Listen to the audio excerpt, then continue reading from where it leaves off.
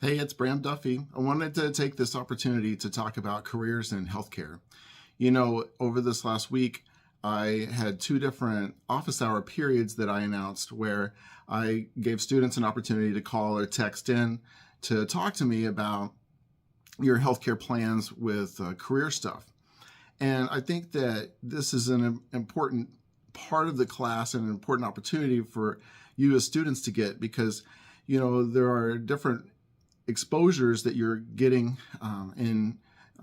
when you look at the exposure that you can get in healthcare topics. For me, it's pretty extensive because, as you know, I am an active paramedic who works full time, and I've had a plethora of experiences in healthcare over a 25-year period. All my family's in healthcare, and so I like to help people get set up on the right track, especially if you think that you might be interested in healthcare. And I know that more than half of the students in this class are. And so also, I would say that more than half of the students in this class are part of the integrated health science major. And so I wanted to talk about that. I uploaded a career in healthcare lecture note that corresponds with my talk, but basically I want to go through and talk about some of the different careers in healthcare. And before I begin, I just want to say that I think that one of the most important things is that you can prepare yourself for a job that you're going to love to go to every day. And I know it sounds really simple when you may not even know if healthcare is for sure the thing that you want to do or whatever category that you might be in. But that's what I have in my life, and that's what I hope that everyone can have. And so if you are at a point where you don't know what direction you want to go to at all, let me give you two things to start out with. The first thing is that the university does have career services available, so please check in with them, set up an appointment, and tell them that you want help. That's one thing. The other thing is that there's a book that's called Discover Your Strengths. This is a really old book, but it was given to me years and years ago by one of my mentors. And the reason that I mentioned this book as something that you might want to check out at the library or that you might want to buy is because this book helps you work to figure out what it is that might be best for you, as far as what kind of strengths do you have and how do those strengths match up with your career. And the book has if you go online, the book authors even have a test that you can pay money to take. It's like this assessment test that kind of finds out more about your specific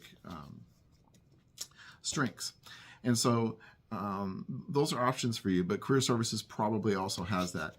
The reason that this is mentionable is because this is a different perspective about how to look at career hunting.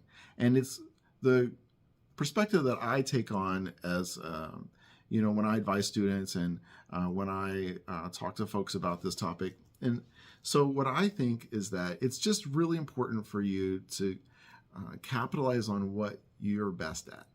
There's a lot of people who may not have strengths that are geared for a particular job. And because of that, they may just not ever be that awesome at it, or they may always struggle, or they may never get full job enjoyment. So those things are there.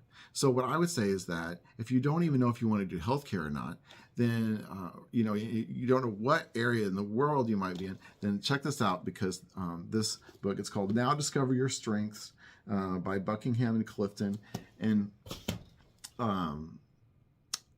the goal is to help you figure out, here I am as a person, and based on what I enjoy, the kind of person that I am, and the things that I'm good at, what is it that might tune me up best? And so that kind of philosophy of thinking about who am I and what am I good at is a different philosophy than saying, gosh, what could I be?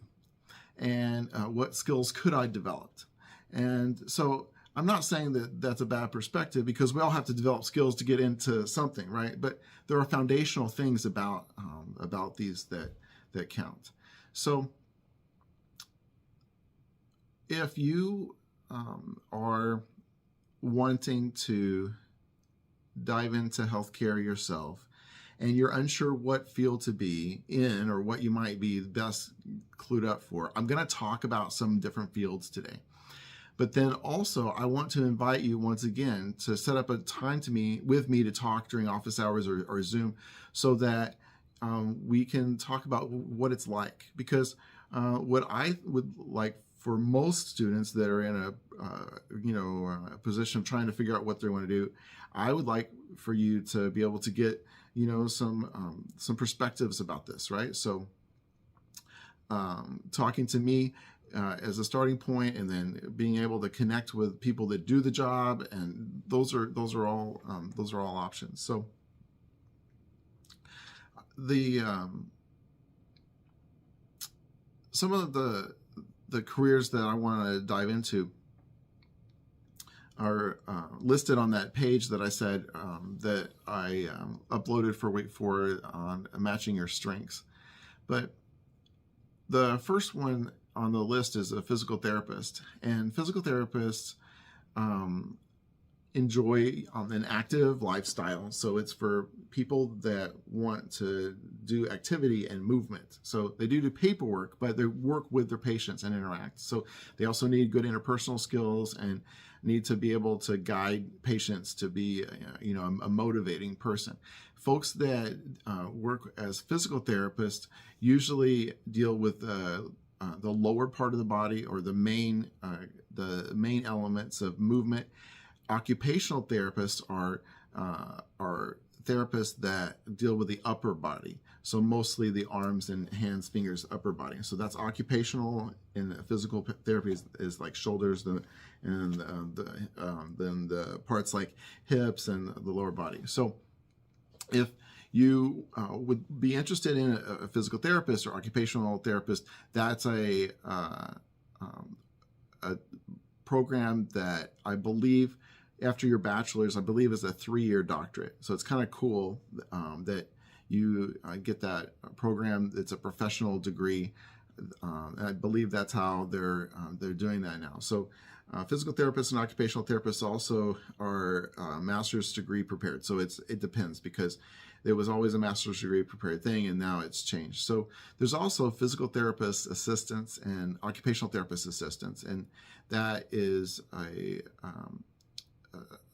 there are specific classes that you take, for a certification program, and I think they even have degree programs that are specialized for that. So that's the kind of those are some of those kind of areas. As a paramedic, there's is the next one on the list. There's a lot of frequent lifting and moving patients is really critical, and being able to make fast decisions and use fast critical thinking is important for paramedics. I would say that being able to lift and move your body and deal with stressful situations are important. And part of the reason is that a large amount of the folks that we interact with as patients are obese or severely obese, such that we have to be able to lift them, and being able to lift and move during emergency situations, it's important for everyone to be able to pull their weight. So that is literally part of one of the important parts of the job. So the physical fitness component. Counselors are usually masters prepared after the bachelor's, and you have to have the capacity to be sedentary and focus on the client's needs. So it's having empathy and being able to pay attention to the patient and understand, connect on a personal level, but also very sedentary. So the physicians are the next one on the list, and everybody kind of thinks they know what doctors do, but doctors do a lot of ordering tests, and they do a lot of checking up on other healthcare providers' notes and work. And it doesn't matter if they're, really what kind of physician. Most of the situation is kind of like that. If you go to Mexico, it's kind of interesting. Some other countries like that, the physicians there will do everything, like chest compression, starting IVs, giving medicines. And, here in the United States, it's not that common. In the United States, the nurses do most of the hands-on everything. And so the doctors do a lot more standing back and giving orders. So I say that to share with you that there are some places where doctors are extremely hands-on, but in the United States, that's not the healthcare culture in a lot of times. So just so that that's the reality. It's not like it is on television. So doctors have to have the leadership and analytical skills to be able to do their mission. The next one on the list is nurses, and I mentioned nurses as a highlighted one because I think that anyone that is interested in getting into healthcare should consider nursing. Just consider it. And the reason is because it is the field that allows you to have a gateway into everything. Like if we talk about working in radiology with imaging, or with surgery, or with the administration stuff in the business, or with managing people, or any part of the specialty kind of doctor or clinic or insurance review, all of those things can be done by nurses. So the thing is that if you're like, oh, I love healthcare, then it's probably a great default field. You have to be able to handle a wide range of tasks. I will say that the bachelor's degree in nursing is the hardest bachelor's degree to get, and it's in part because and it's crazy to say that when you think about all the different bachelor's degrees out there, but the reason is because there are specific requirements that are required for their accreditation that line up across the board. So that means that nurses are, they have a pretty deep requirement when you look at clinicals and the specific courses that are required for them. But like I said, at the same time, it gives them maximum options. You can you can become an RN starting from nothing as a 2-year associate's degree program, or you could have a bachelor's degree already and then do a fast track program to do your RN. And I think that those fast track bachelor's programs, like that fast track second bachelor's, are usually a year and a half, something like that, to get done. And the BSN, the traditional bachelor's of nursing, is a 4-year program. So when we look at nurses, they're not all made the same. So to work in a hospital, most hospitals nowadays want you to have a bachelor's degree in nursing, so that you fit with what they have for their requirements that they want to meet and the objectives that they want to meet as a hospital. So having what's called magnet status is a hospital designation that shows off that the nurses there have a high degree of education and that they do research and they are introspective, those kinds of things. So that magnet status means that a lot of great hospitals have. It means that they push for bachelor's degrees or higher for their nursing staff.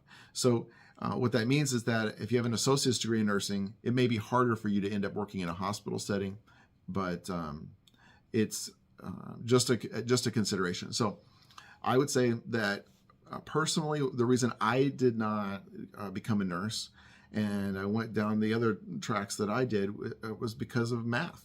I know that math was really difficult for me. So I got through math, but it was not my strong suit, and so going with my strengths, this is, some of the paths that I took.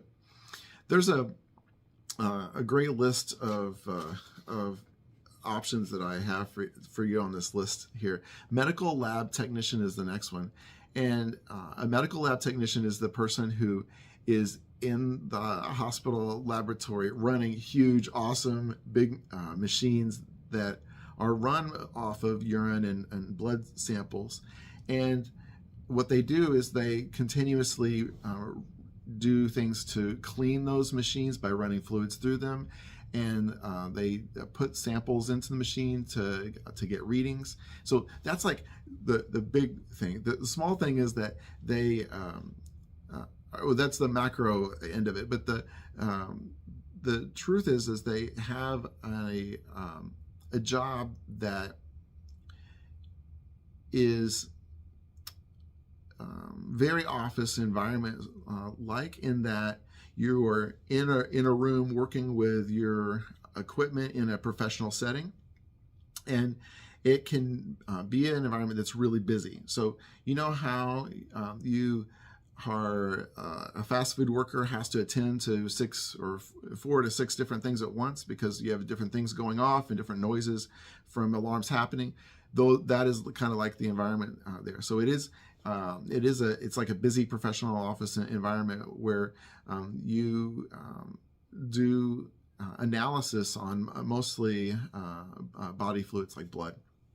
So you have to be really comfortable with this lab technician, or with this lab equipment kind of stuff. And so the medical lab technicians, there's levels to the MLT programs, but depending upon the certification level, it goes through a bachelor's that I understand. The health informatics specialist, this is somebody that really combines healthcare knowledge with information technology. And a lot of big hospitals have health informatics departments. And what they do is they help people with a lot of software help is what we're looking at here. So if you can imagine that you're a nurse or a doctor who has to work on Epic or have to work on one of these other big documentation and programs for medical health records, anytime you need help or training, or they roll out a new feature, or there's this new aspect of testing that has to get integrated, all of those things are sort of coordinated and buffered through the health informatics specialists. And so one time a hospital that I worked at was rolling out a new health documentation program. And what they did was they took one nurse from each department, and they made that nurse an informatics nurse. And so what happened was that nurse was in charge of integrating this software in a way so that it took into account all of the people. So that would be like the nurse to go to get training on, or to learn how to make this work for the job. And so that was part of their integration program. But then once those software programs that are fully integrated like that, there's upkeep on those programs. So that's what health informatics specialists do. It's like an IT / healthcare person that works to make it the wheels turn.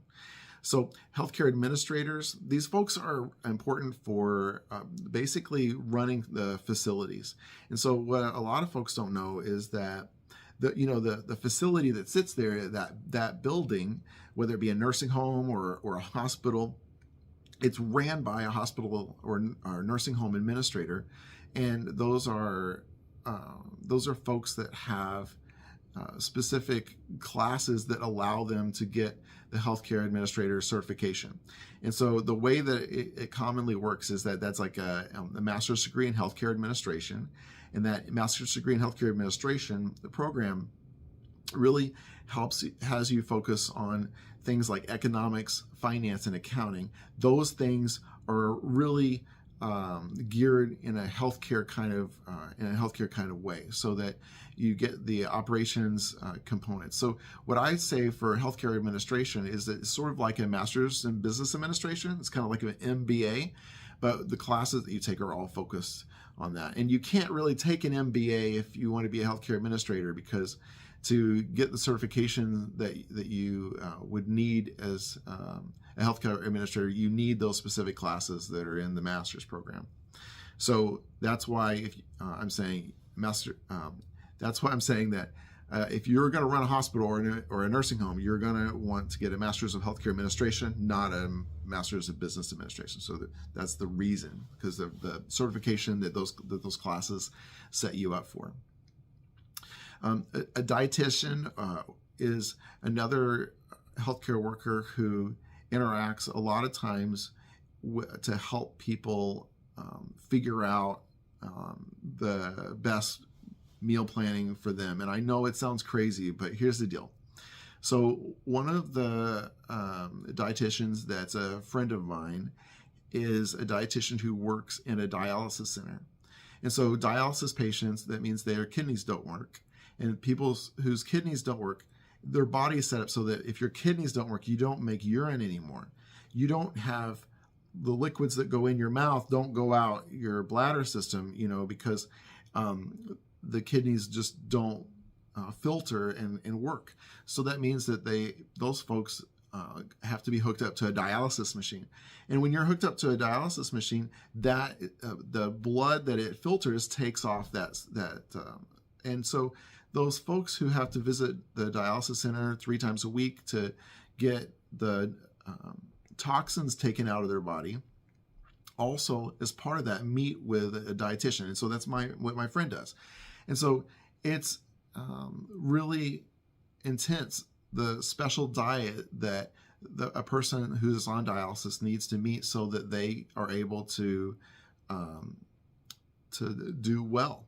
And so it means a fluid restriction. It means, even restrictions on things like milk. And, so it's just intense, especially when we add in someone who's maybe a diabetic. So if you have diabetes and you have end-stage renal failure, then someone that's a dietitian is going to be able to be your guide to figure out how to live and live well and still, because for some people, food becomes their enemy and it makes their problem worse, and so the people that are dietitians are the go-to people if, as you go through stages to fix things in your life, right, and go through these medical problems. And so I just described kind of like this dialysis and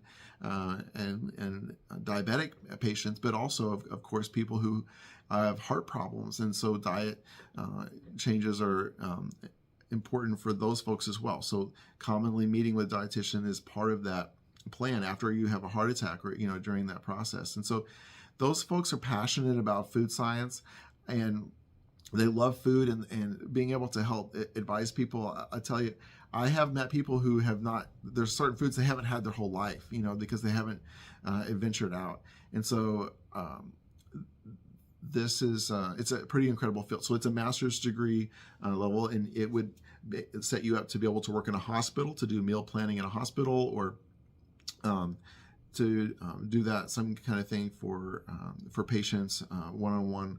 So that's the dietitian piece. Pharmacists are detail-oriented people because, I always joke about how there's pills that they count, and this, when they're just dispensing medicine, but they have to understand complex information about drug interactions. And it's true that a lot of physicians just see the pharmacist as the go-to people who understand the drugs that they're being given and refer them to that. So honestly, it's true that a lot of times the pharmacist will understand more about the drug than the doctor who prescribed it.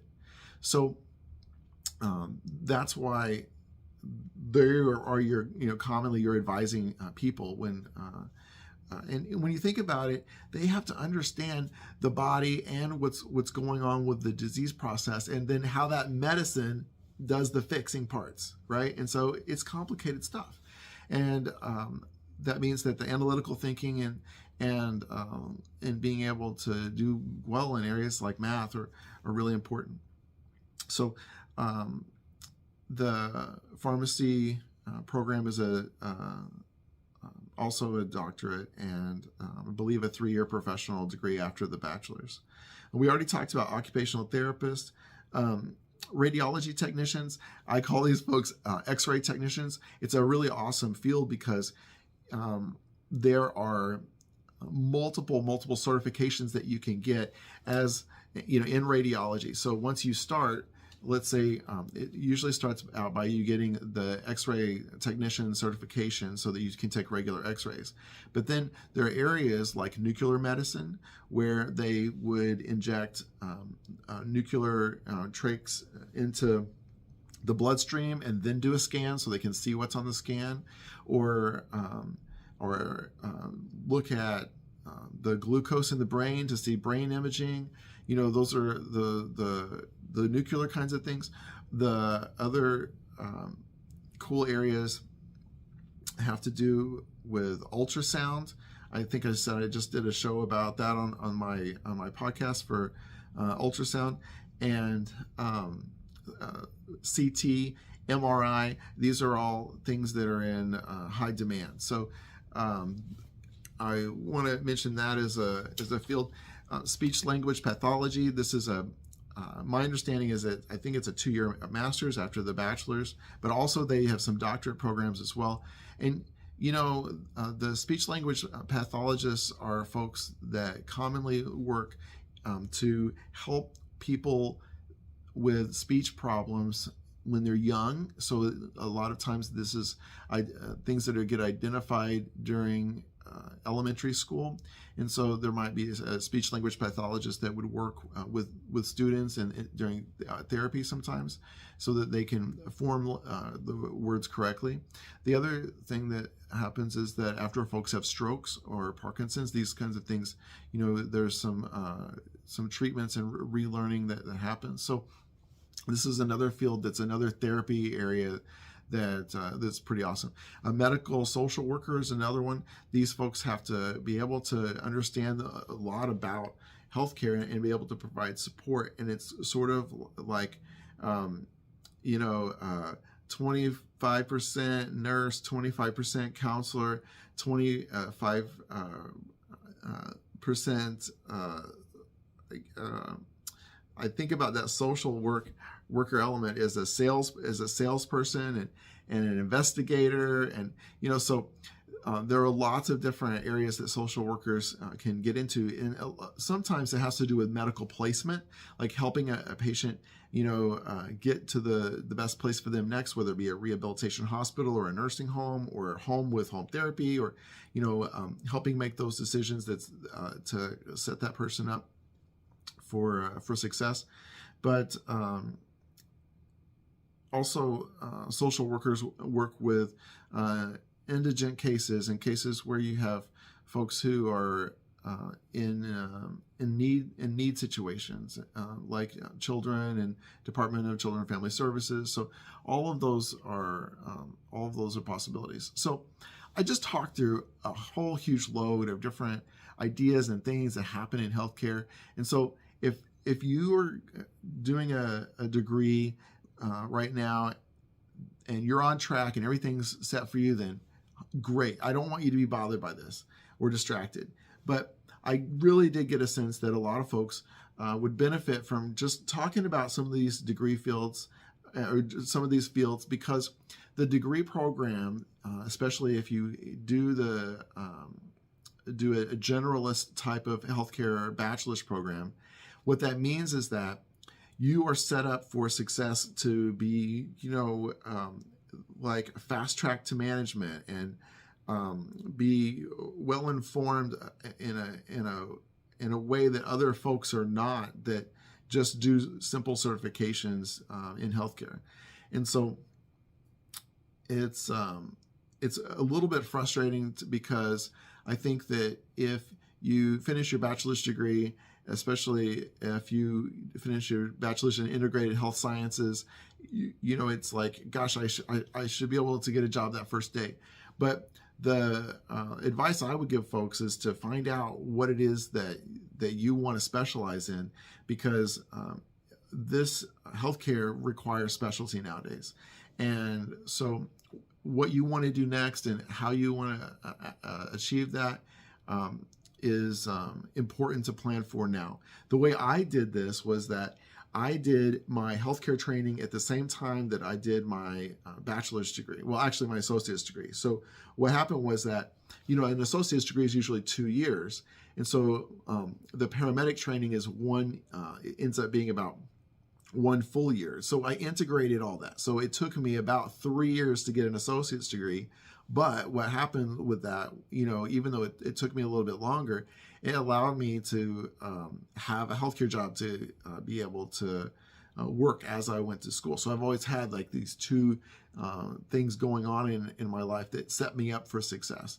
And so that's what I want to suggest for you is that you try to look at these options now, and maybe even consider a dual path at the same time. So nonetheless, though, I want you to know I'm available to talk, and to make that happen, you just have to send me an email, and we'll set up a Zoom time. And mostly finding out what it is that interests you, so that we can get you excited about a path, because there's nothing worse than just finishing a degree and then not really having the next path. And I'm hoping to help you get excited about that through the connections that I have, and through my experiences, and what I already know about all these fields. So good stuff ahead, and I look forward to interacting with more of you, and working through some of these goals, these life goals. Alrighty, until next time, thanks.